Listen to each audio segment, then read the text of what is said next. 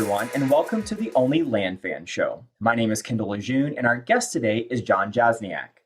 Jon Jasniak is a land investor and entrepreneur who has done over 700 land deals and has bought and sold 7,000 acres. An engineer by trade, Jon grew a $10 million business from scratch, focused around land.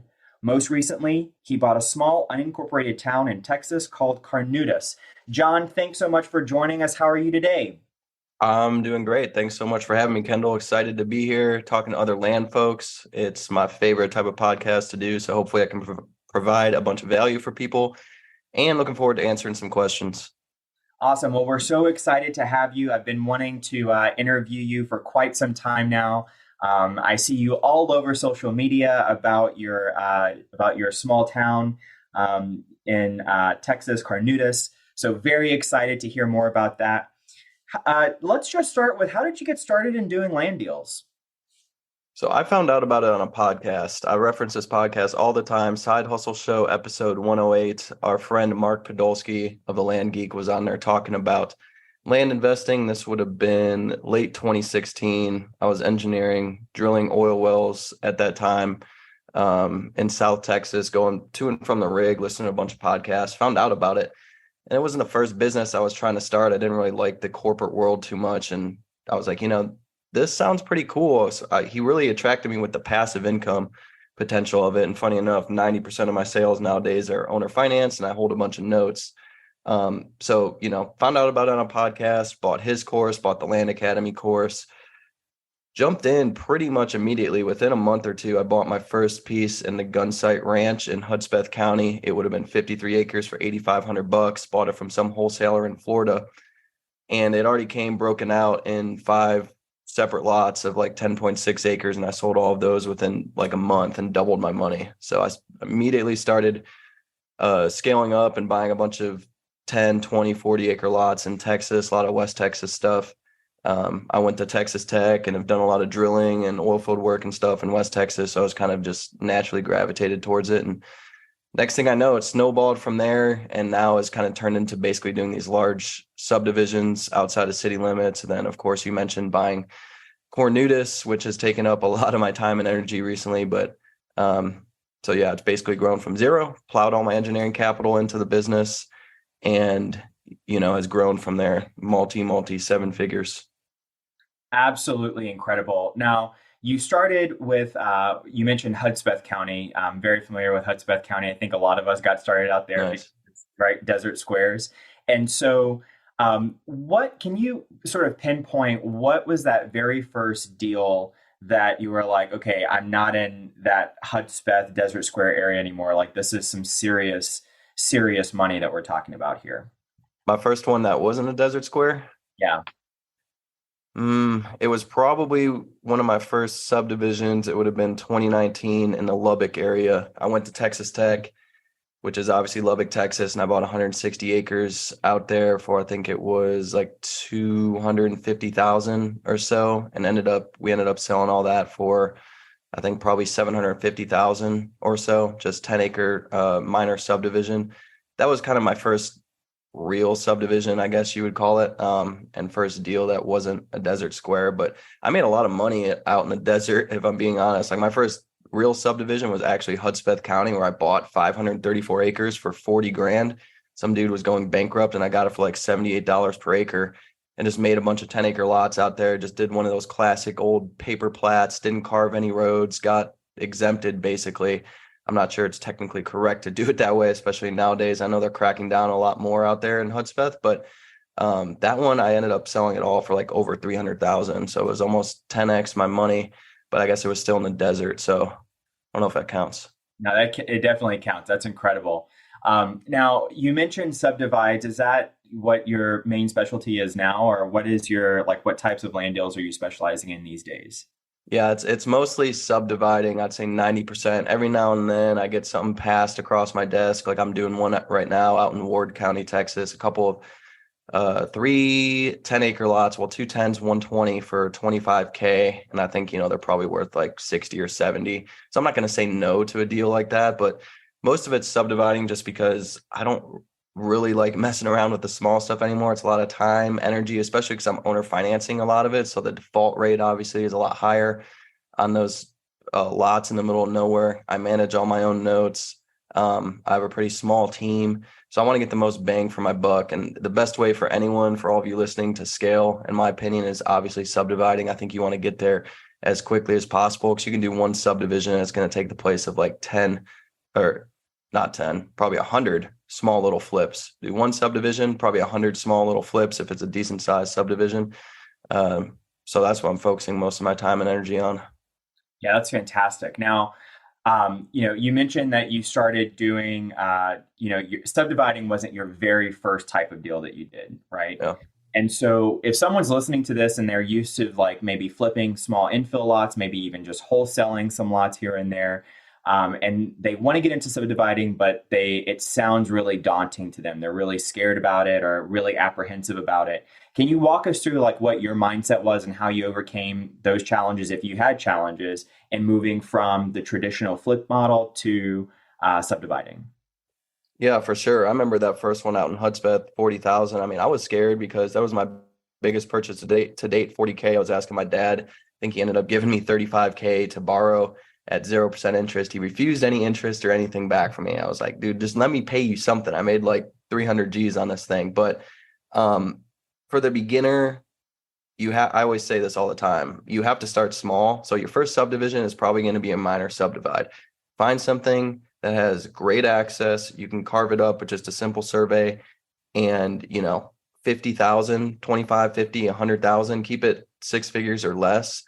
And some of your bigger infill lots or bigger desert squares or whatever, you probably spending 20, 30 G's on those anyway. So find a subdivision of similar cost and start with a minor subdivide. I would never really recommend starting with major subdivisions because they can be very complicated. I'm dealing with several right now, and it's just working with the counties and doing the whole 9 yards, which I'm sure we'll talk about. But like, start with the minor stuff. It's so easy. Just get it surveyed off, make sure you're hitting all the plat exemptions and good access, and start there and do one or two of those, because even those, it could be multi six-figure deals.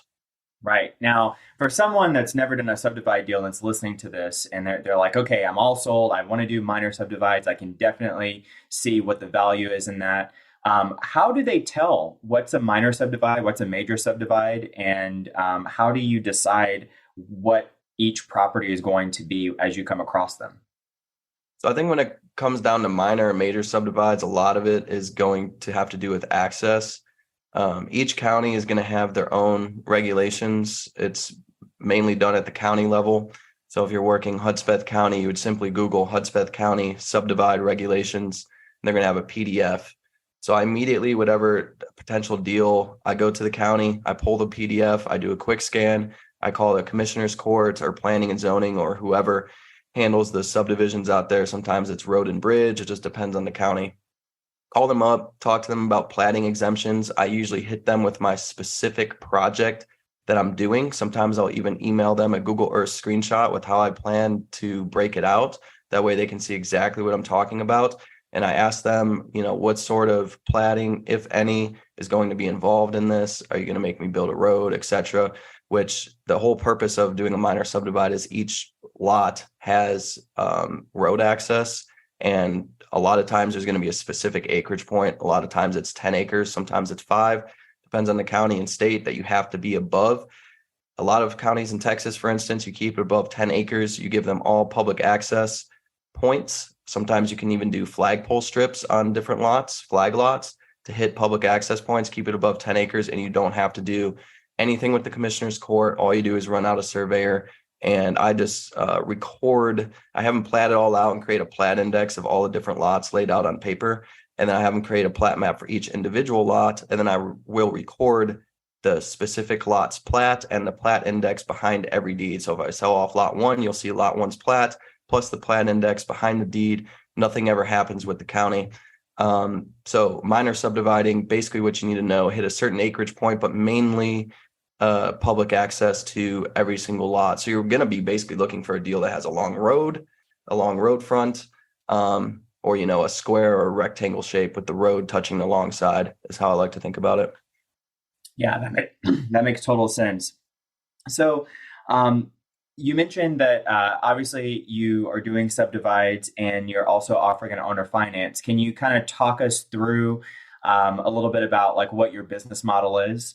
Yeah. So what I'm kind of heavily focused on right now is buying with seller financing and selling with owner financing. So that's how I kind of distinguish the two. A lot of people call both sides seller financing, owner financing, whatever. It doesn't really matter. But what I call it seller financing when I'm buying with the seller, owner financing when I'm selling to my buyers. That's kind of how I distinguish it. I like to buy with seller financing, give them 10 to 20% down, control a piece of land, allow myself to subdivide and sell all or part of it to my customers. I utilize wraparound notes and owner finance it to a lot of my customers. Now, sometimes I work with private investors. Sometimes if the deal is good enough, I'll actually pay cash for it up front. I don't like working with banks just because of the friction and paperwork, and they don't like wraparounds a lot of times. Now they'll let you sell it off for cash, like smaller parcels for cash, but it's pretty hard to find a lender that allows wraps. And if they do, they just create a lot of friction with their attorneys and paperwork and all that stuff. So that buying subdivides, preferably with seller financing, certainly with some kind of financing. It's rare that I buy it cash, but if the deal's good enough, I will. It all comes down to hitting my economic metrics. I like to think of it in terms of yield or IRR, internal rate of return. It's got to be 100% or higher on any of these subdivides that I do. And that dictates what sort of funding, am I paying cash? What can I do with it, etc. It's a great way to leverage your money if you're getting it on seller financing. I'm a little upset because I had an offer out for 150 acres in West Texas today. I offered them, it has a house on it too, by the way. It's like a 4,000 square foot custom built house. I offered them 500,000 down and 600,000 on a 10-year amortization with a 3-year balloon. And they're asking 1.25. I offered them 1.1 with financing. Basically, they told me, no, we don't want to sell their financing anything, even though when we went and saw the house a couple of days ago, they're like, yeah, we would entertain seller financing. Then when I actually made the offer, he's like, no, I want all cash. So they're like, prepare something that's like about 1.1 million cash and we think you'll get it done. And so kind of contemplating, obviously I'm not going to spend that cash of my own. Do I want to use a bank? Do I want to use a private guy? So yeah. Got it. So in terms of raising money for these deals, like if you're not going through a bank, you're going through a private lender, how do you go about raising funds for your deals? What I've kind of been fascinated by here recently is getting a private lender who understands the business, offering them 12 to 18% interest and basically having them step into the seller's shoes. So any seller who won't finance me, I'll say, hey, private money guy, let me give you 10 to 20% down. So your loan to value is, favorable and you have a good, you feel comfortable with your collateral. We're probably buying it for 250. You're holding the note of 200. It's probably worth 300 right off the top. So, if Jazz Land doesn't perform or I don't perform with a private money person, they feel comfortable like, okay, I can go and resell this piece of land. And then I offer them 12 to 18% interest.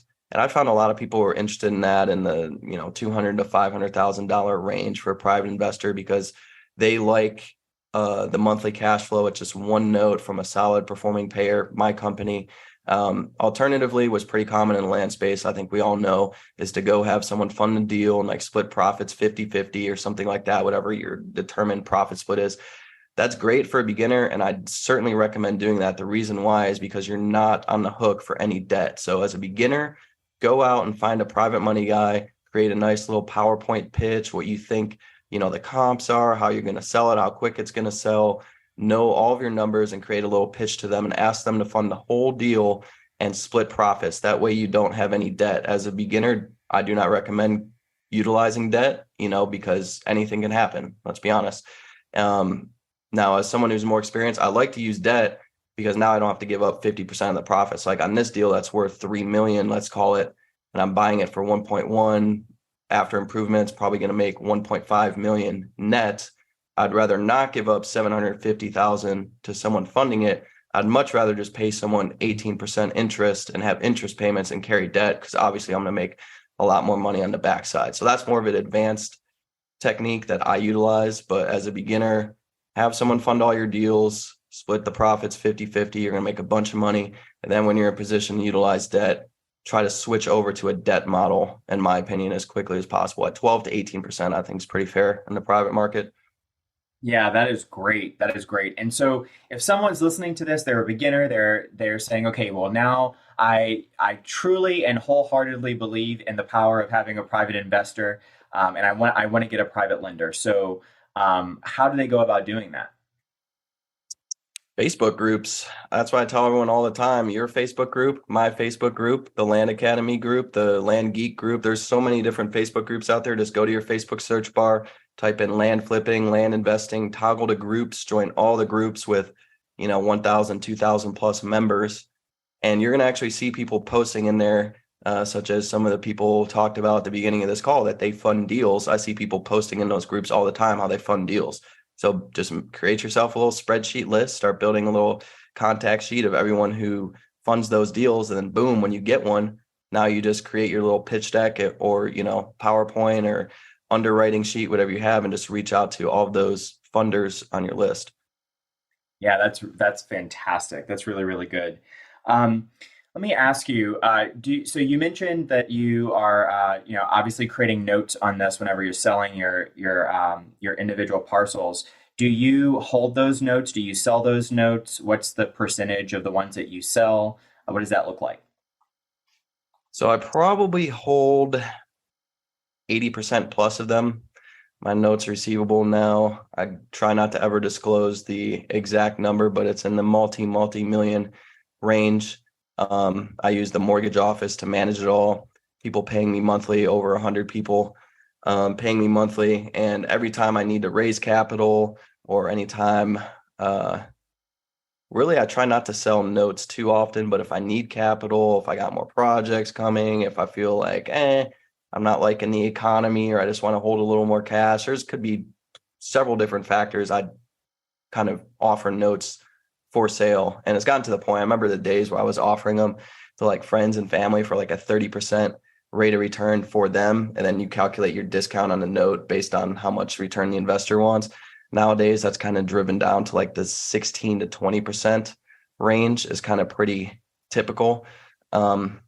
So I try to hold as much as possible because I just love the cash flow. Then, believe it or not, when people stop paying me, I turn around and usually sell it for more. Like we have one right now in Martin County, Texas. It was a 10-acre lot. I had it sold for $900 a month for 120 months to a guy named Eduardo, and he paid me over $20,000 on that piece of land. He's been paying on it for 2 or 3 years. Then he stopped making payments.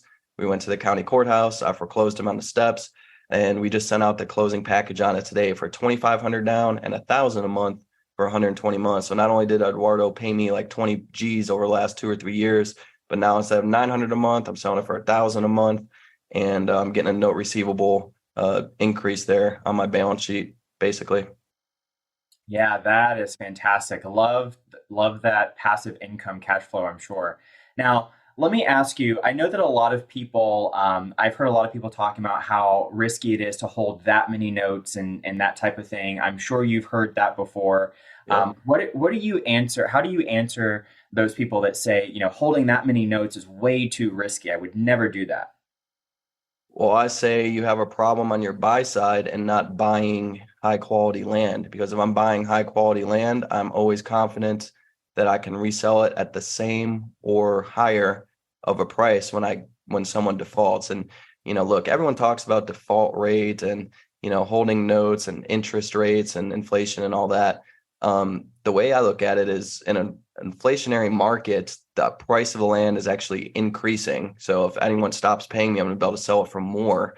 A default rate is going to vary based on your asset, of course. So that's another reason why I don't like Desert Squares, because default rate is so high. Now, there's actually a benefit to that for you beginners and folks who are starting off.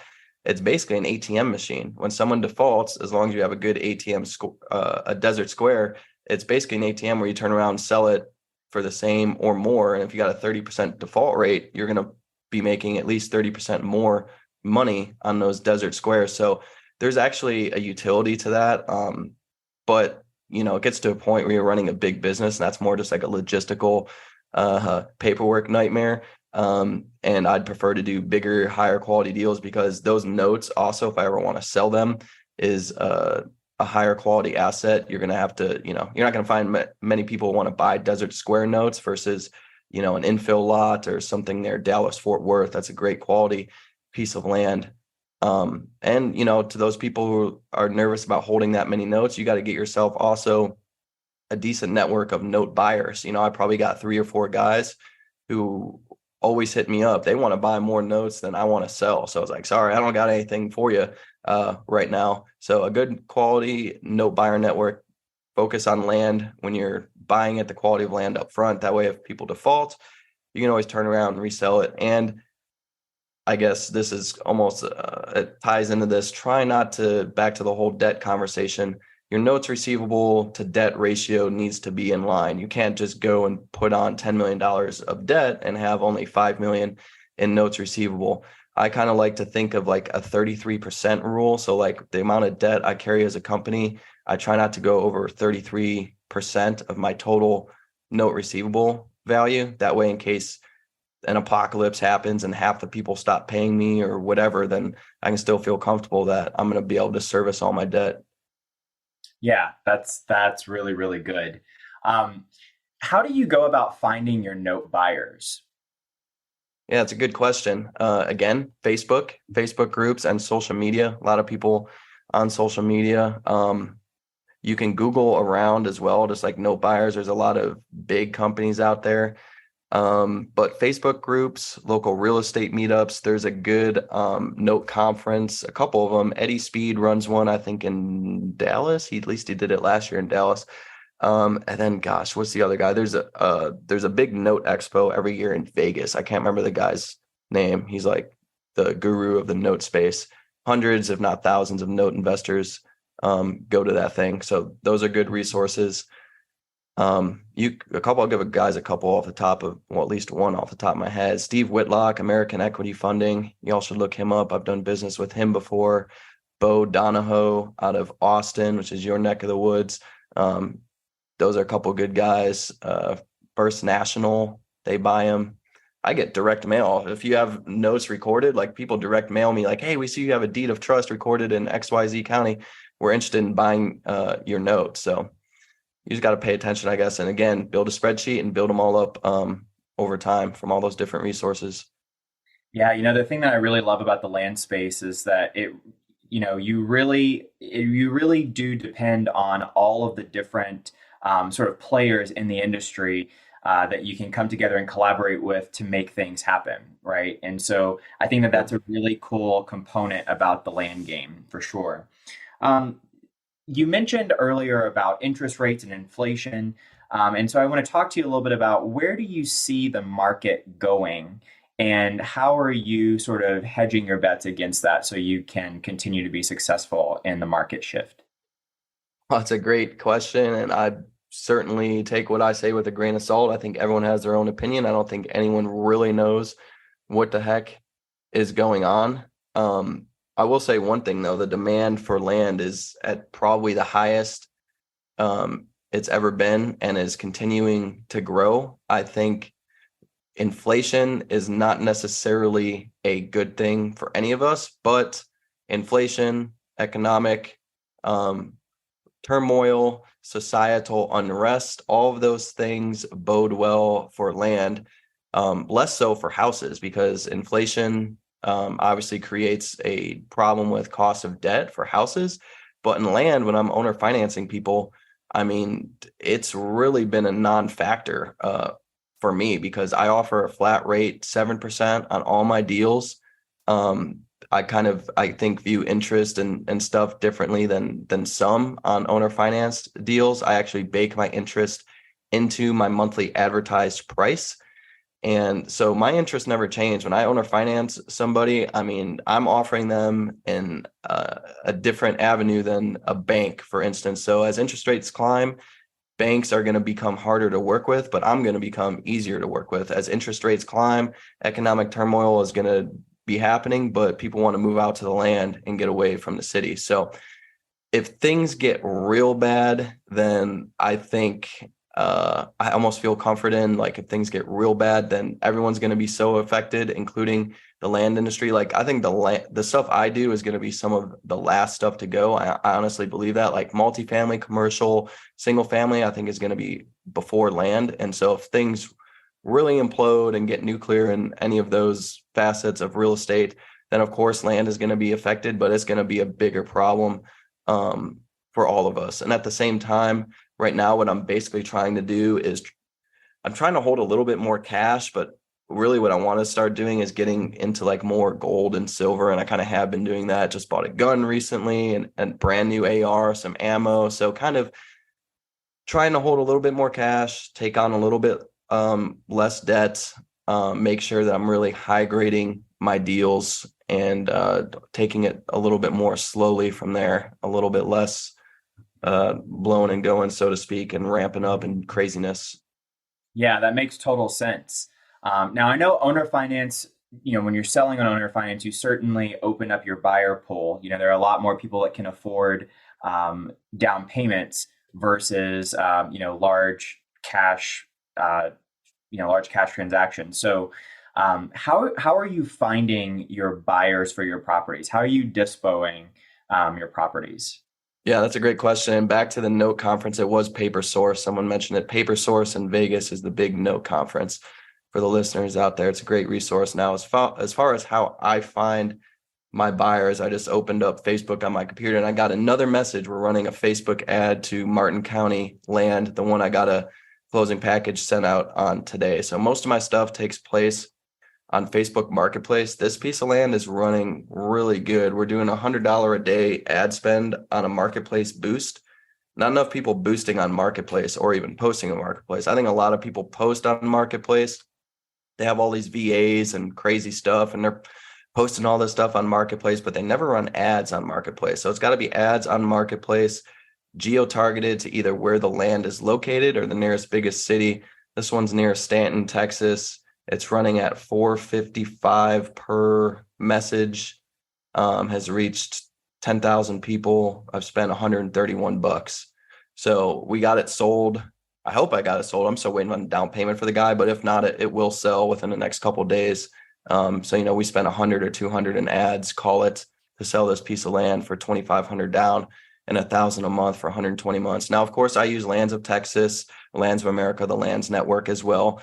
Don't see a whole lot of volume for the stuff I do on there. I don't focus a whole lot of time and energy on there, if I'm being honest. I know a lot of people have had success on there. My biggest thing with that is if you're using the Lands Network is to use that to build your email list. So anytime anyone emails you or whatever, kind of scrape that email, put it into your list, make sure to do it ethically, blah, blah, blah. But also we've been using a lot of pay per list MLS listings too. I never try to use realtors or brokers. For those of you out there who are realtors and brokers, if you follow me on social media, I give you all a hard time. They're just a lot less motivated to sell land. You will find some good ones. If you do find a good one, for sure, get them on your side and on your team. But I never try to offer exclusivity to realtors or brokers. If they want to deliver me a buyer, I have no problem giving them a 3% finder's fee. I like the pay per list MLS listing. We use Congress Realty. They're a pretty good service.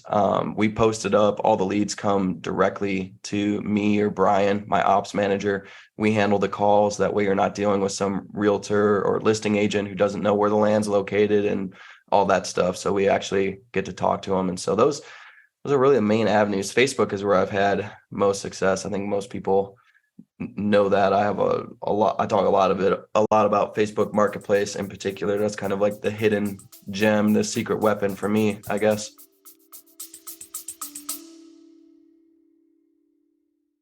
Hey, land fans, looking for your tribe of serious land investors?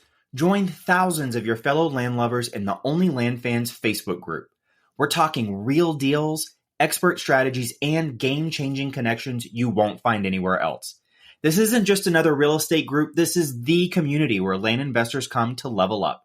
Join us at onlylandfansgroup.com and join the conversation today. That's onlylandfansgroup.com. See you there.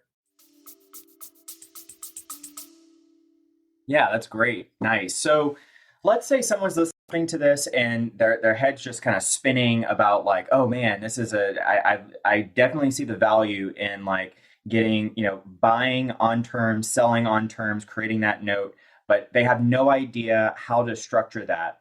What are some rules of thumb? How do you go about crafting your offers? And then how do you go about crafting what you're actually selling it for? Yeah, good question. On the buy side, there's really one document.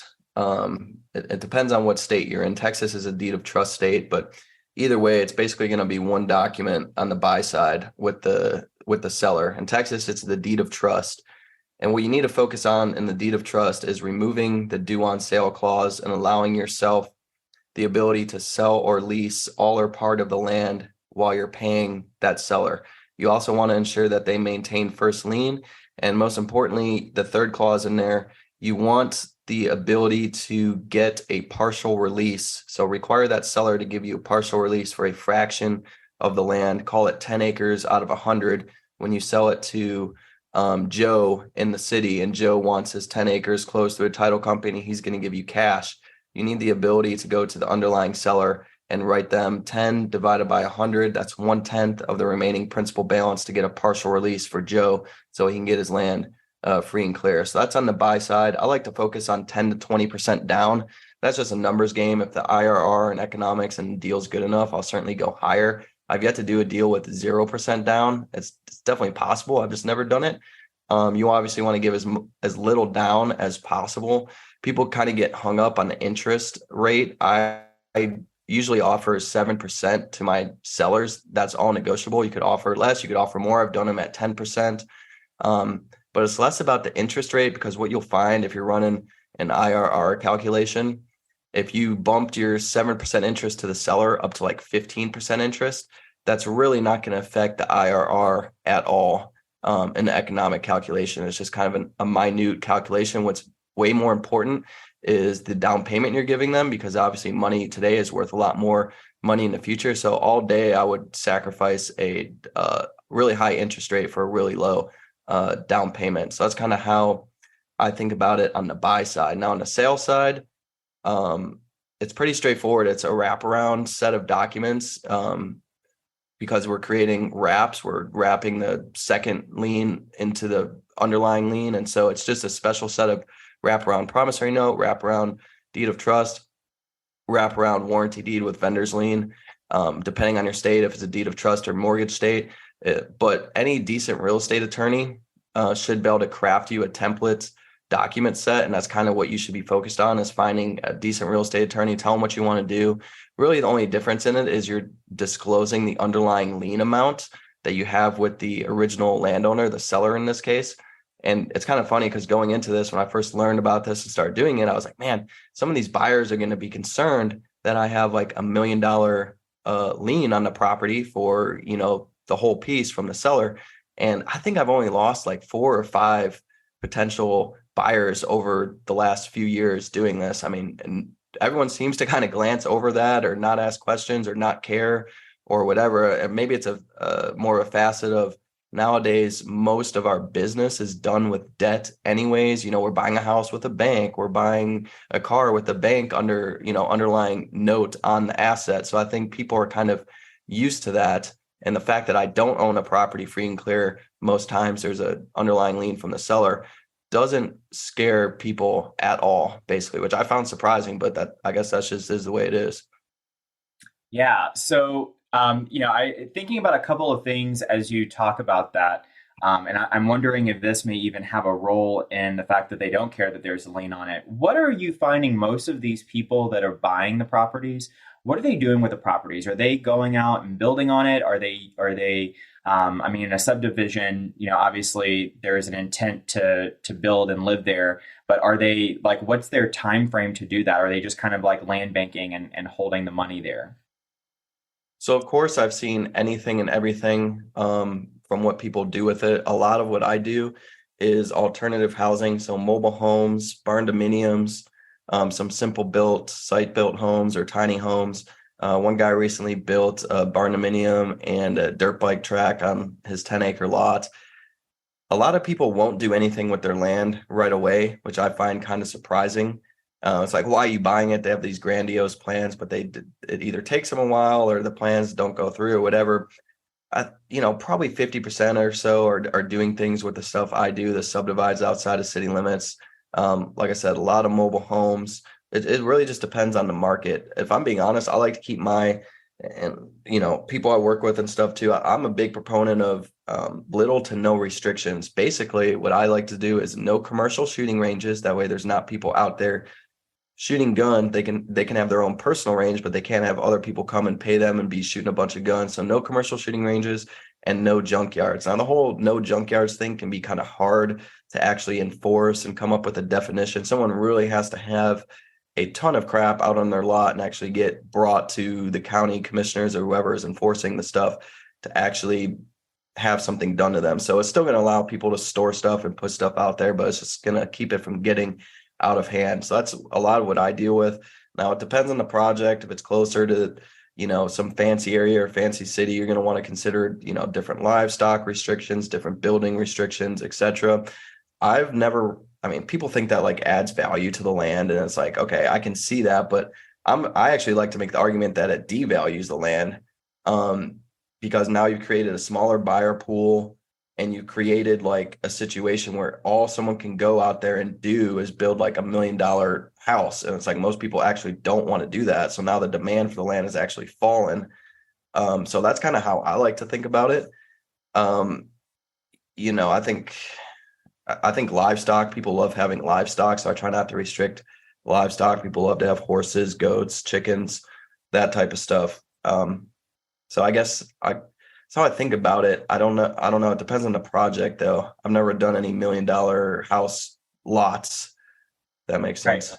Yeah, well, no, it does make sense. I mean, just taking into consideration what is the product like and what is the surrounding products around it like. And let's be honest, most people moving outside the city don't want to go out there to build $1 million home. They want to go out there to do something affordable and have their chickens and horses and goats. That just is the way it is. Exactly right. Yeah, that makes total sense. Now, when you are going through, let's talk about a little bit of acquisition. So when you're going through and looking for properties, I'm sure you've come across property, that is not 100% vacant. Like let's say it's, 300 acres and there's like a house on the property. So how do you calculate that house into the value? What's your approach to that? Yeah, like the one I'm dealing with right now where it's 150 acres and it's got that big, beautiful house on it and the surrounding lots. I want to do basically no restrictions, no commercial shooting ranges, no junkyards. So when I go into a deal like that, I like to obviously have a heavy focus on the land itself, because I'm going in there. It's mainly for the land, to subdivide the land. That's where the main value is going to come. So I was talking to the listing agent or realtor out there, and he's like, this house is, probably worth $250 a square foot, like 800,000. I was like blown away. I was like, dang, I was thinking like 500,000 or 600,000. So I'm immediately slapping a pretty decent discount from what any real estate professional is going to actually think that improvement is worth, because I'm mainly focused on the land. I sell this land so quick. I know it's going to take probably a little bit longer to sell this big old house outside of city limits. It's going to take a very specific buyer with bank financing who's going to buy a 500,000-600,000 square foot house or $1,000 house. So I slap a pretty decent discount on any improvements and mainly focus on the land. And I kind of value that land as if it's any other 100, 200, 300 acre piece in the area. And just the improvement is basically a bonus. Got it. And are you finding people that, let's say that like in that particular scenario, they're living in the house right now, so that's their only home. And so, they kind of have this retail mindset of this is what I need to get for the house, move on to the next bit. But then you've got this, you're devaluing the house because you really just want the land. So how do you negotiate that when you're dealing with the seller?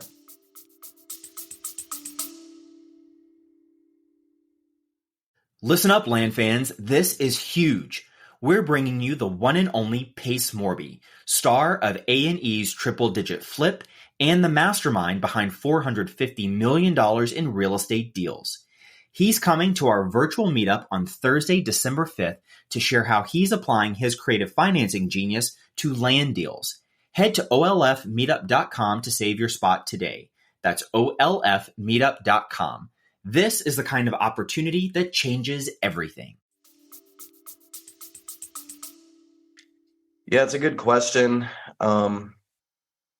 It just depends on the seller, I guess. Some are going to have emotional attachments or be a little bit more delusional than others. And at the end of the day, this is all a numbers game. I kind of always like to say, hey, this is obviously a very unique house or asset. This is not like a $500,000 house in the middle of the city where anyone's going to buy it and, whatever. This is actually coming with, 20 acres of land. It's further out of the city. You have to drive in, etc. So some people understand and some people don't. I mean, it's at the end of the day, it's a numbers game.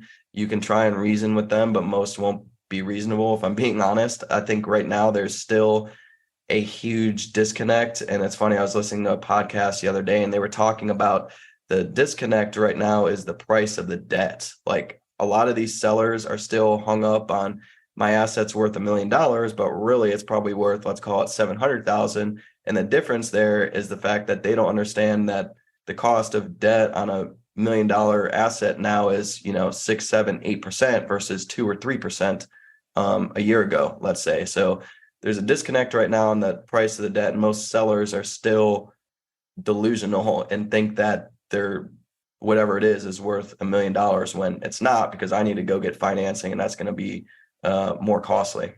Exactly. Yeah. No, that's a fantastic point. So when it comes to acquisitions, how are you doing marketing right now? Are you texting? Are you cold calling? Are you mailing? What does that look like? So I've never really been big on texting. I know it's the big thing nowadays. I've never really done it. People who are having great success. I think that's awesome. I think it's definitely taking over in direct mail's place. I will admit that. Personally, I still do direct mail. But most of my deals actually come from the MLS. So I feel almost guilty saying this. I feel everyone is going towards SMS and direct mail still. And my whole thing is when everyone starts going one way, I like to go the other. So everyone's going towards like SMS, cold calling, direct mail. I'm looking on the MLS, and that's basically how I'm finding all my big subdivisions. I'm doing one right now in Andrews County. It's 350 acres, and she wanted $1,050,000, and we're under contract for $510K, and that's going to close in 90 to 120 days or so. I think it depends how much I want to extend it. It's probably going to be like a $2.5 million subdivision out there. So basically, what you'll offer on SMS or direct mail to start offering it to people who are listing on the MLS, because those are people who want and are trying to sell. If it's a bigger property, especially, it's probably not moving. It could be if it's priced right, but a lot of times the larger properties are illiquid. So I'll just go in and offer them something comparable to what I would direct mail, or in a lot of people's cases, text them, and the most they can say is no. And then I just move on to the next one. Absolutely. Yeah. So this whole idea of sourcing properties on market properties, very, very interesting. I know very few people actually do it. So can you talk a little bit about your process in terms of, are you just making offers on every single property that's listed in the MLS? What's sort of like your criteria for properties? And then how do you go about making those offers? So if I'm making an offer on a property in MLS, it's something that has caught my eye, probably location and just natural features as it is, probably has great access or is priced pretty close to what I think is fair.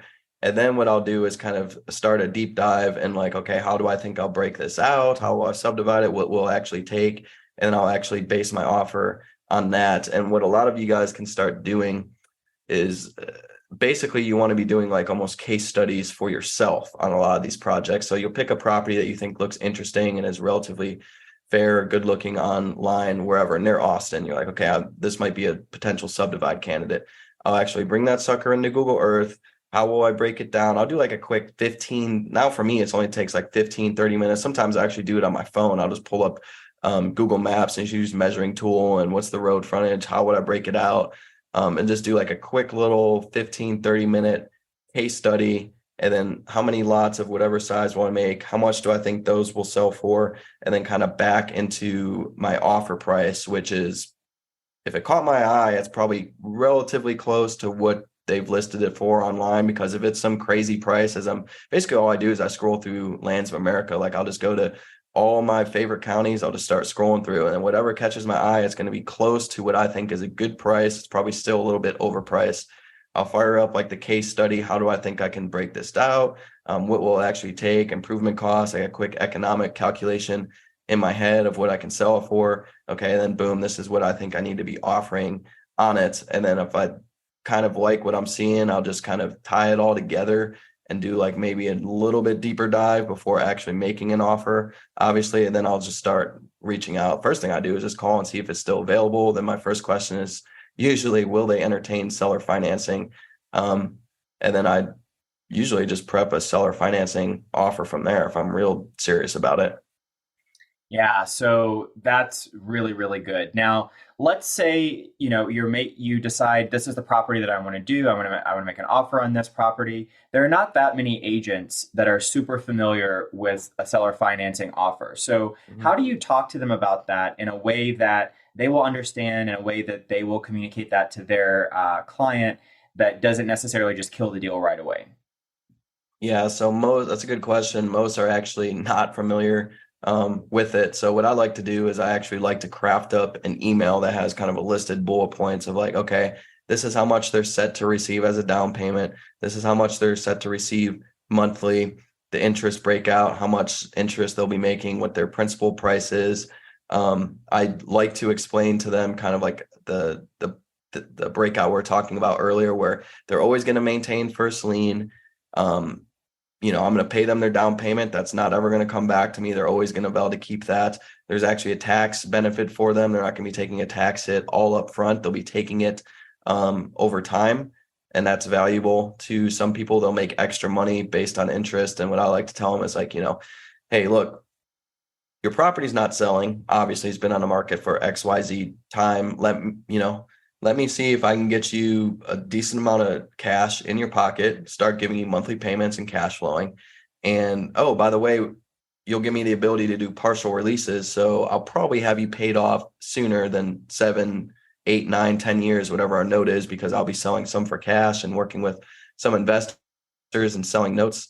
Some people are just not going to understand it and just be completely closed off to it. And that's fine, because it's, like I said, at the end of the day, it's a numbers game. But the main things, tax benefit to breaking it out, extra money from interest. Sometimes you can actually offer them pretty close to what they're asking, if not more, especially if you're only giving them like 10% down.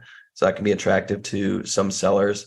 And then I always like to say, if you really want cash, I'm going to have to discount it pretty significantly, probably 20 to 30%. Or you can check out my seller financing offer. And good thing to do is also ask to speak directly to the landowner, because then I can explain it directly myself. Like that's what when we went and saw this property a couple days ago with the house on it, I requested that the landowner be there. And so we had to do it at 4:00 instead of like 1 or 2 in the afternoon. She's like, oh, we can set it up and, look at it. I'm like, okay, well, let's make sure the seller is there. He's like, oh, well, then we have to do it at 4:00. So like, that's fine. Because I actually want to talk to him and explain all these things instead of going through a third party. It's always going to be a disconnect of some kind. Absolutely. No, I think that framework of actually laying it out in black and white where they can see, I think that's very, very smart. Send them the amortization chart too. Like I have a loan calculation spreadsheet. I send them that spreadsheet that breaks out their monthly payments.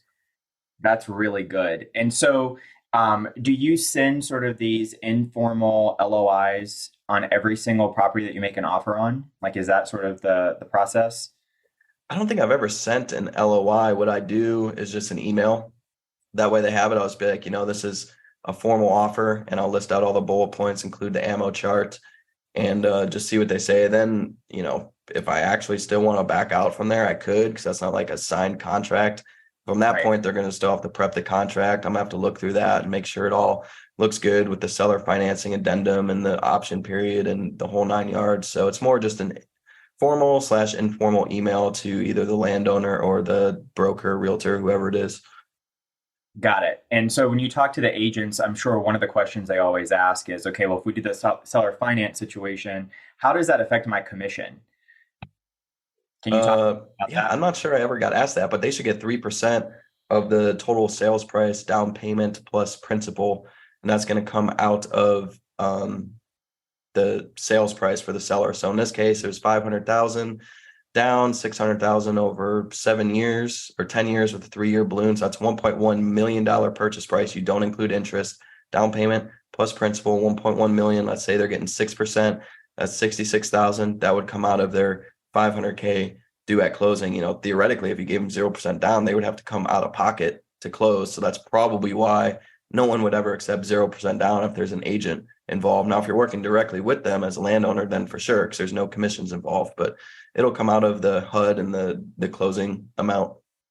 Got it. So you're not actually coming out of pocket with this additional commission. Heck no. I'd never want to pay commissions because I never want anyone representing me. It's I was actually one of the questions I called the lady today. I'm like, so what are we gonna do about these commissions? You trying to put me on the hook for 3% or half of it or what? She's like, oh no, it's gonna all come out of the sales price. I'm like, okay, good, because I don't need you representing me. I can do my own contracts. Good answer, agent. Good answer. Yeah. So you mentioned earlier that it is a numbers game. What are you seeing the numbers being? How many are you actually able to get under contract with this particular strategy in terms of a ratio of how many offers you're sending out? Yeah, it's a good question. I'm not sure I have an exact number. I can tell you when we do direct mail, we'll send out 300, 400, 500 at a time, not a lot. And we usually get a couple of offers or a couple accepted offers back. So I'd say probably somewhere around 1%. Now, when I'm offering online to ones that are listed on the MLS, it's probably a lot higher than 1%. Actually, that's probably 10%. If I had to guess off the top of my head, because a lot of these properties aren't moving. And so I hate to say that they're desperate, but it's providing them an avenue to actually get their asset sold. So I've actually had a lot of success doing it with pieces online. That's great. That's great. And so you mentioned, a few hundred mail pieces. How much mail are you sending out a month? I do very little direct mail. We'll probably mail out only a few thousand a year. So call it 200 or 300 a month. And we kind of do it very uniquely. We pull up the GIS map a lot of times and actually scrape the data manually. Either I'll do it or a lot of times Brian does it, my ops manager. So he'll scrape and we come up with a value that we want to apply to each property. So if it has a longer road front, it'll be higher offer. If it has no road frontage, it'll be a lower offer. If it has a flood zone, it'll be lower, whatever. And so we create these very small, concise data lists of just a few hundred data points, then mail those out with just, a direct mail service. A lot of times, actually, we still hand stuff them. I'll put a dollar bill in the envelope. I've been doing a lot of that recently. Nice. Very, very good. Nice. So, how long are you finding the life cycle of these deals to be, from the time you get them under contract to the time you're able to close on the sell side to the time you can subdivide them and then start creating notes on those? So from contract to actual sales of land, probably 60 to 90 days, pretty quick. I'll actually start pre-sales before I officially close the lot. And a lot of times, call it 60 to 120 days. It really just depends on the project, but it's pretty quick. Now, I was thinking more in terms of life cycle as well, because I was working with a seller today. We're trying to create a creative seller financing structure. And he's like, okay, you're offering me this 7-year note.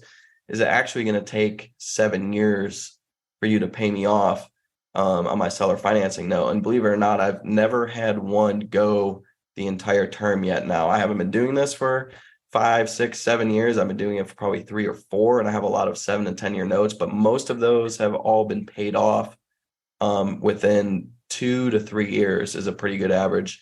Call it 3 years, because I'm either selling the notes to investors, selling part of the lots for cash, or it could be any other variable that's causing it to not go the whole length of term with the seller. So for people who aren't, that's another good negotiating tactic, I guess, for those who are a little bit hesitant, I don't want to wait 7, 8, 9, 10 years. Well, those partial releases and that clause usually gets it done in, call it 3 years. But this stuff on the buy side, when you buy it and then to where I actually get to sales, like this Andrews County one. I think the closing date is like September 15th. And I've just drug it along because it's CRP land and we have to wait for that CRP contract to expire. Otherwise we have to buy it out, and it's a 10-year contract. That's like 100 G's. So we don't want to do that. So that's the only reason why that one's like going to take 120 or 150 days. But as it gets closer, we'll ramp up test water wells. And once we have basically our prelim plat that's set to go and basically approved by the county and going before the commissioner's court, I'll start sales. And that'll be actually before I buy the land and give her money for the piece. Wow, very good. Yeah, that's nice to have a built-in buyers before you can even close with the first side of the transaction. That's very, very cool. Yeah, and I have a guy here today who's messaging me. He's like, "Oh, I already sold one of my lots before I'm buying the land." I'm like, "Okay." He's like, "What do I need to do for this?" Usually it's just a closing statement that I have on the sale side, and I put like a little subject to line in there and just says subject to. It'll be like Jazzland closing the property, I'll word it nicely. Jazzland closing property, otherwise 100% refundable down payment. I'll have them give me the down payment. And, if I don't end up buying the land for whatever reason, which is probably not going to happen if I'm opening up pre-sales, then they feel comfortable that I'm going to refund their money. Very cool. Yeah, that's really, really good stuff. So, what are your main deal breakers when looking at properties? Like, so when you're looking to acquire properties, like what are the things that when you see you're like, nope, this is not for me. I'm not going to deal with this type of deal. Yeah. So on the projects I'm working now with these subdivisions and everything, a lot of it comes down to the county regulations and the roads. Like if they're going to make me do a paved road, I've yet to do a paved road project just because you're looking at like at least $150 per linear foot.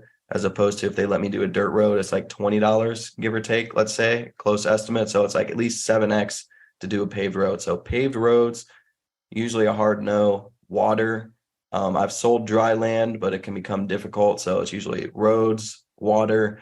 If there's no water line, if you can't drill a well, if it's going to be dry. So those two, I'd say, are right at the very top of the list. Of course, price is the main thing. If I could get the land for $1 per acre and it's dry land and, I have to do some crazy road, I'm probably still going to buy it. So buy it for $1 per acre. And even if I had to put in $500,000 in improvements, I could still probably make a couple $1 million on it. So price is always going to be like the number one thing, but it's really paved roads and water, I'd say. Nice. Very good. And so what is your when you're looking for size, like what's the size range? I know you probably don't have a maximum, but what's the minimum that you're looking for when you're looking to do these types of deals?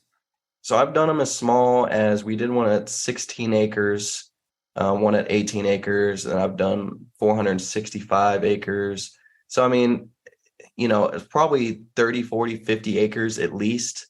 That way you can do some solid 5 or 10 acre lots in there. But it really depends. I mean, you can go as if there's a perfect rectangle and it's a 10 acre lot and, it's 300 foot deep and it has a road along the long side. You could do 10 1 acre lots there that are 300 foot deep and do basically a minor subdivision. So it's real. I've never done anything under 10 acres. So maybe I should say at least 10 acres, but probably 40, 50 acres is at least is a good ballpark. And yeah, I don't have any limit on the upper side because you can always do bigger tracks on the sale side. You could always go 40, 50, 100 acre ranches if the numbers work.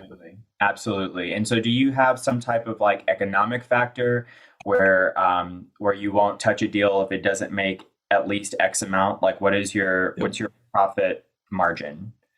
Yeah, that's the main thing that drives it all. It's the 100% IRR number. So internal rate of return that takes into account time value of money. So the bigger down payment you can get, your IRR is going to go up. The higher monthly payments you can get, your IRR will go up. The more cash sales you get, your IRR is going to go up. If you sell notes, it'll drive that number up. But it has to be at least 100% internal rate of return. Very different from ROI. A lot of investors get that confused. I'm not, if I bought a $500,000 piece of land and it's going to take me 10 years to make $1 million and my ROI is going to be 100%, but it took me 10 years to do it. My IRR on that deal is probably 4 or 5%. It's probably pretty crappy. So that's number one.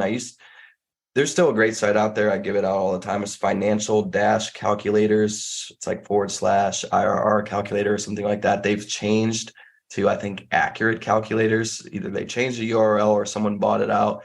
It does an automatic URL redirect. I mean, you can Google around and find it if you just Google accurate calculators, IRR calculator, the financial dash calculators, IRR calculator. That's the exact calculator I use for all my deals. You got to make sure it has a monthly input, allows you to put in both positive and negative values. IRR and yield changes by the day. So you need to get as granular as possible. A monthly level is pretty common and pretty good, but a lot of those free calculators only do it by the year. So you don't know if you're getting your money back month 1, month 3, month 8. It only does it by the year. So make sure you have a monthly breakout. That's really good. That's really good. What are the most important needle moving action items to take daily as a newbie, in your opinion? Deal flow is probably the main thing. So looking for deals, sending out direct mail or texting, talking to people. I think picking up the phone is underrated. I used to spend a crap load of time on the phone when I was starting off. Like it seemed like the more I was talking to counties, realtors, other investors, the more my business would grow. So picking up the phone, talking to people, and deal flow, because if you can get deal flow as a beginner, you can probably always find someone to fund your deal. If you have good deals, you go to Facebook groups, you can assign them, you can wholesale them, you can have other people fund them. So as long as you have deal flow, you're going to make money, and then your business is going to be growing. That's great. Are you using AI in your business right now? Not my land business, but in my personal brand business and courses and all that, we are. Yeah. Very good. Very good. What is your favorite sort of AI hack that you've found so far? Favorite AI hack?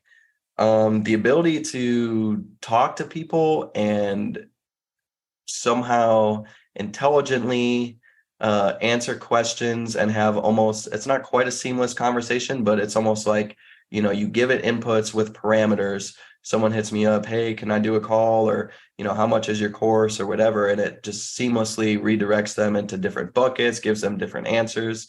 So full disclosure, I'm still kind of a beginner to AI and all this stuff, but it's obviously insanely powerful if you can somehow fire it up to have conversations with leads and intelligently push them in the right direction. What they're wanting to do with land, how much they can spend, et cetera, and kind of push them towards a piece of land that works for them, or warm them up as a lead so that you or whoever is the business operator can actually get on the phone and talk to them from there. Yeah, that's great. I think that AI is going to be it is a super powerful tool. And I'm really excited to see how entrepreneurs are going to start using it, especially in the land space. I think that there are some really cool things that are on the horizon. Dude, it's scary. I don't know, man. We'll see how it goes. But I mean, for those of you who know me and kind of know my beliefs and background and stuff, I mean, I don't know. I'm interested to see how it goes, but it's definitely scaring me. Well, but you can't hate the player, or you can't, don't hate the player, hate the game, so to speak. This is what we're all living by. It's whether you believe in it or don't believe in it or whatever. It's like, this is what's being done. This is what's being used. So you can hate on AI or whatever it is, you can hate on it, but that's the rules. That's what the society we live in. It just is the way it is. Sure. Your competitors will be using it in some way. Exactly. So, very cool. So something I'm really interested to hear from you is, in your opinion, what is something that no one is talking about in the land industry that we all should be talking about right now? Probably, I don't see much talk about creative financing. So buying with creative financing. One thing I'm interested in is like selling more notes and how to create. Clint has actually kind of turned me on to this and talked about this, creating almost like liquidity pools to sell your notes. So it allows you to raise more money. But probably creative finance, man. No one really is doing the wrap notes as far as I know of, or at least teaching it. It's a super powerful tool. You should be mailing or SMSing your same list a seller financed offer. So probably that creative financing. It's more of like a house thing, like Sub2 and all that, but it's super useful in land. Absolutely. So speaking of Sub2, what are your favorite business owners, entrepreneurs, influencers in the business space? Who do you follow? Who do you like? Grant Cardone, Brad Lee, Dropping Bombs is probably my favorite podcast right now. Cody Sperber is a great real estate guy. Grant's obviously a real estate guy too. So those folks. I have a personal mentor, Mike Mitchell. He's not really on social media or anything like that, but he's been a huge help to me. Let's see who else. Those are probably my favorite. Pace Morby has a great group for sub 2 and creative financing. But yeah, I've been really into Brad Lee recently. I don't know if you know who that is. I love Brad. Yeah. He has a great podcast. Yep. Great podcast. Yeah, for sure. You also listen to his podcast with Cody Sperber. I think it's probably a year or two old. That's a real good one. He has a good one with Pace Morby as well. Talks a lot about subject to and creative finance. That's really, really good. I always think that there's so much that we can borrow from different, just from different niches in the industry. Seeing people apply wholesaling principles to land, like that was not something that was done, very long ago. And so it's just very interesting to see how different creative financing tools are starting to come over to the land side. And I think that whenever you have sort of a larger tool belt to work from, you can really get some amazing stuff done for sure. Yep. So what would you consider to be your superpower? My superpower. Oh man. I can focus really well, and I learn really quickly. I think that's probably my biggest superpower is like the ability to learn quick. Now, one of the main things, and probably the single best thing you can do, is be a continual learner. So that means podcasts, books, hopping on calls like this. If you can learn quickly, obviously you can kind of recycle and go through more podcasts, books, etc. more quickly. But if you learn more slowly, that's fine, because let's be honest, 99% of the population are not on calls like this. They're not reading a book a week, or, even a book a month, even a book a year. So continual learning is huge. If you're a naturally quick learner, that's obviously a huge bonus, but just doing small little things like hopping on this call or reading a book is going to put you exponentially ahead of others. Absolutely. Constantly growing. That is so good. What's the biggest surprise you've had so far in your journey in the land space? Biggest surprise. I guess how big I've been able to grow my business without having to hire a bunch of employees. I have one full-time employee. It took me forever to hire him. I was very much like, I don't want employees or, a big team or whatever. But now my company is growing. I'm probably going to need even more people here in a very short order. But for those of you out there as beginners, I think a lot of people get very hung up on outsourcing, finding VAs, kind of stepping away from their business. I found success in doing the complete opposite. And it's funny, a good mentor of mine kind of turned me on to this. He's like, you should really have one or two people, think of it as like a bench press, on like either side of the dumbbell, like helping you lift this 500-pound bench press, as opposed to all these, especially land beginners. I know this is talked about a lot in the land community. I'm just not a fan of it, honestly. Is like you're outsourcing your calls, your leads to VAs, and they're scrubbing data for you and they're handling everything. It's like, of course, if you get to a certain point in your business, you're going to need people helping you, but you should really, obviously you can't delegate what you don't know. So never delegate what you don't know. You should become basically a master in all things. Like I still run not all my, but a lot of my Facebook ads, post a lot of stuff still, handle calls from leads, buyers. Like I'm still not even 100% out of my own business where it's at. So I'd say focus less on delegating, and the more work you can put in yourself and learn everything, it's going to be exponential gains in your business. That is really, really good. That's really good. And that's not something that very many people are talking about either. So no, because it's the whole craze, like AI and VAs and people in the Philippines and all that. It's like, guys, I'm telling you, the best thing I did was hire a full-time employee who works exclusively for me. I even help him do his own deals and stuff on the side. Like we don't even have a non-compete or anything. It's like he works for me. He comes out to Cornutus and helps me. He preps closing packages. Like we talk every day back and forth. And it's like, you know, the value that he adds as opposed to if I was trying to use a VA or someone in the Philippines or whatever for that is just, it's exponential and well worth the money. So That's really good advice. That's really good. So what's your biggest passion or goal you'd like to achieve at this point in your life? man, these are all great questions, making me think deep over here. Right now, my whole thing is to become the most known, respected person in the land space. So that's kind of what I've been hyper focused on, like the Grant Cardone of land, or the Gary Vee of land, or the Elon Musk of land, whatever you want to call it. So, I've been kind of embracing the grind mode, I guess. I've been doing a lot more work, focusing on personal brand, doing more content. Obviously, I have the group, the course, the town, bought Cornutus as, obviously it's really a thing that fascinated me, but it was obviously partially for like a publicity thing. Like I've been in newspapers, we're in discussions to do a TV show with it and stuff like that. So it's kind of to become the known person in land. I guess it's kind of, it sounds weird to say, and almost might sound like vanity or like selfish or something to say, but I mean, people have different motivations. I've never been like super fascinated by the money. My goal, I guess, I do have a goal to become 100 millionaire. Like I think I could do $100 million land business, but I'd say that less caring about the actual money of the business, but more about, I feel like the respect $100 million land business would give me as like the most known person in land. So whether, some people motivation is money, material things, status, it just depends. Everyone's different. I think the best thing you can do is just be honest about it.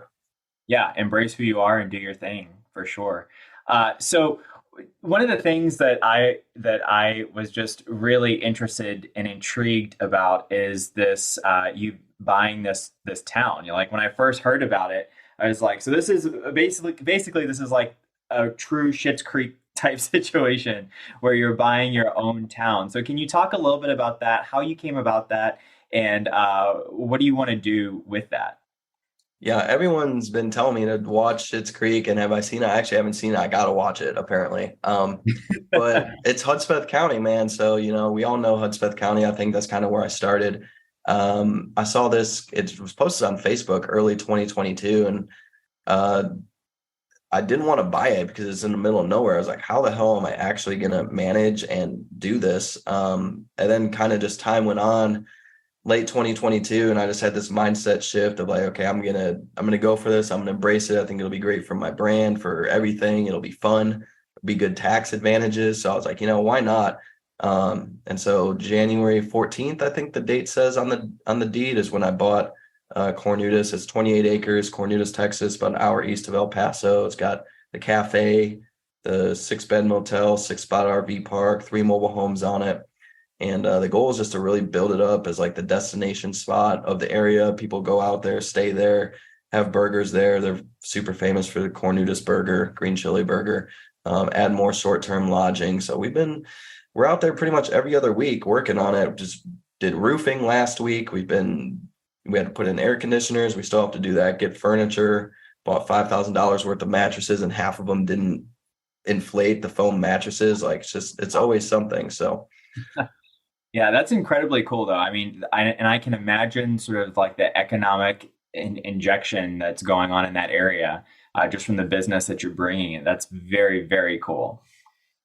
Yeah, that's sort of the goal with it. We had the congressman's office out there interested in the same thing. Like, what is the economic potential of this area? So, I think the sky's the limit. We've been back and forth like multiple different, call them production companies, I guess, for like some sort of TV show concept with it. But it's a lot of work, man. It's 8.5 hours from DFW. So it's traveling there and back, and obviously still running my business. There's not that many people out there to help. We got one guy who's an awesome handyman, Jeff, and he's like one of those guys who fixes everything and anything. So he's a big help. I bet you keep Jeff busy. Oh yeah, he's out there every single day, even when I'm not there. Man, an entire town. That is absolutely incredible. So before we wrap it up, I do want to ask if you could go back and teach your younger self 3 pieces of advice, what would you say as a newbie to yourself? 3 pieces of advice. One, think bigger and go bigger sooner. I definitely wish I would have utilized more private money and people to help me fund deals and everything. Basically, everything I bought in the beginning was my own capital, but I think I could have gone a lot bigger, a lot quicker. Be a continual learner. We already talked about that. I actually never really read a book in college other than just a textbook or like what was required for class. It wasn't until I graduated, I don't know why, I started reading. Something clicked in my head where I was like, I should start reading and looking up business owners and podcasts and stuff. So I don't know, I was pretty hard-headed before that. Just thought I was going to go to college and get a degree and live happily ever after. And, so that was a big mindset shift. And the third one, I think I always used to be pretty introverted. So to force yourself into uncomfortable situations, and for you introverts out there and people who are not as good with people or get uncomfortable in crowds, or, I used to be scared like crazy going to a conference by myself or whatever, like go to a Tony Robbins event by myself or Grant Cardone's event by myself. And it's like, but as time grew on, now most people think I'm extroverted, but I'm definitely not. Definitely introverted. I've just put myself in enough uncomfortable situations that you force yourself to grow. And it's definitely not easy, especially at the start, but it gets a whole lot easier the more that you do it. That's really good. That is really, really good stuff. So, I just want to thank you so much for giving to us today. You've been so generous. How can we give back to you right now? Are there any resources or connections you're currently looking for that we can help with? Well, I'm always looking for more note buyers, more land funders, people who can help me grow my network and get my name out there. It can be found basically on any social media. I answer all DMs, emails, anything. So if any of you guys ever have deals, I won't fund the deals because I need funding myself, but I'll certainly look at them for you. For anyone on this call or listening to this, you want to shoot me a DM at Jon Jasniak, Instagram, or any other social media at Jon Jasniak. I'll look at your deals. I'll offer free advice as much as I can. I just love looking at deals, but I appreciate you having me on here, man. It's been a great talk. I hope people got value out of this, and I enjoyed it.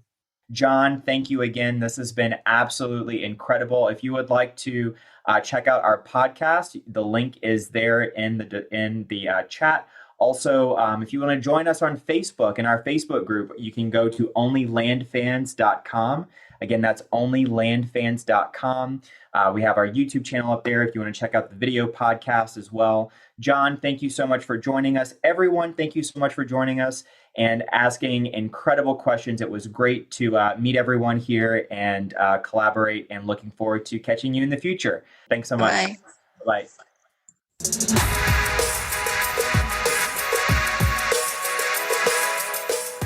If you're interested in hearing from other 7-figure land flippers about how they've started and run their businesses, then join us at onlylandfans.com. Looking forward to seeing you there.